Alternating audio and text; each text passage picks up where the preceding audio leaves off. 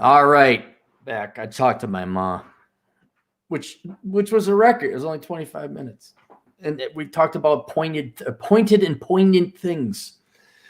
So I was like, oh, this is gonna take an hour. It didn't. I'm kind of in a good mood. So anyway, the third and final guy I'm gonna try and help out today is Troy Francis, who I'm surprised did not have 1,000 subscribers. He only has like 590 something. But anyway, and yes, I know he's British, and yes, I know he has the accent. Yes, he's almost as good looking as me. But let us help one of our cousins overseas out. Nonetheless, subscribe to him down below. If you're unaware of who Troy is, what you really ought to do, what he's most known for is he's a pickup guy. I would say the foremost in his field. Not this RSD like, oh, look, you go to like, it's a fun. It's like, no, he's basically get out there and do the work. An approach, and here you can polish this up a little bit, but go out there and do the work. But what I particularly enjoy about him is his book, How to Be an Asshole, which obviously I gravitated to. But if you read through that, it's like, oh, this guy did not have an easy life either. This guy, it's sad. It's like, wow. He has been through some bad times. And you could tell how bad it is. And this was, I don't really get my heart tugged too much. I really don't have a little wet form in my eye. But when he was talking about how Russell Brand was one of his heroes, I'm like, oh man, who hurt you, Troy? Who hurt you to make that guy a guy you look up to? If you don't know who Russell Brand is, he's just this douche.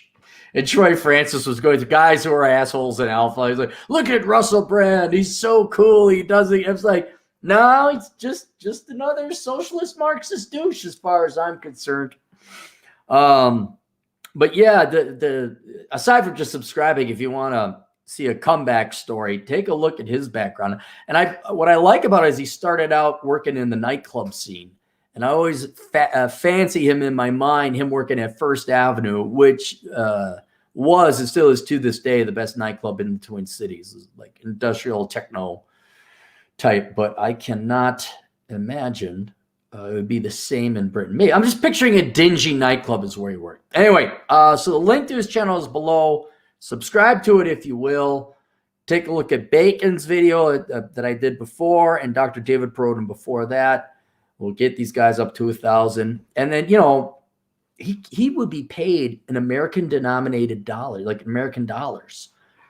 And the British pounds, I mean, Britain, they just got electricity. They just finally switched to gas instead of coal. The cloud of the 1950s finally has lifted. They might enjoy first world standard of living over in Britain. Oh, Sam Whiskey. Most American name ever.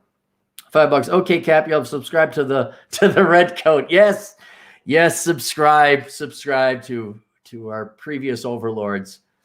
And then he had a movie that came out recently, something about No Time to Die. I didn't know. He's doing very well for himself, obviously. Don't know why he doesn't have 1,000. All right, see you guys later. Toodles.